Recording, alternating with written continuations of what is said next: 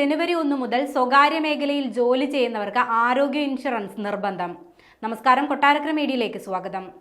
അടുത്ത വർഷം ജനുവരി 1 മുതൽ സ്വകാര്യ മേഖലയിൽ ജോലി ചെയ്യുന്നവർക്ക് ആരോഗ്യ ഇൻഷുറൻസ് നിർബന്ധമാക്കി UAE.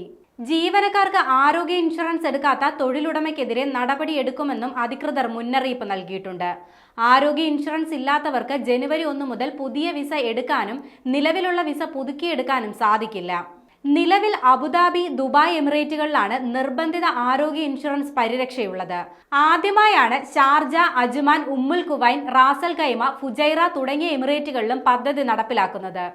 നിർബന്ധിത ഇൻഷുറൻസ് പദ്ധതി വ്യാപിപ്പിക്കുന്നതിലൂടെ പ്രവാസികൾക്ക് ആശ്വാസമാകുമെന്നാണ് വിലയിരുത്തലുകൾ. നിയമപ്രകാരം തൊഴിലുടമയാണ് തൊഴിലാളിക്ക് ആരോഗ്യ ഇൻഷുറൻസ് എടുത്തു നൽകേണ്ടത്.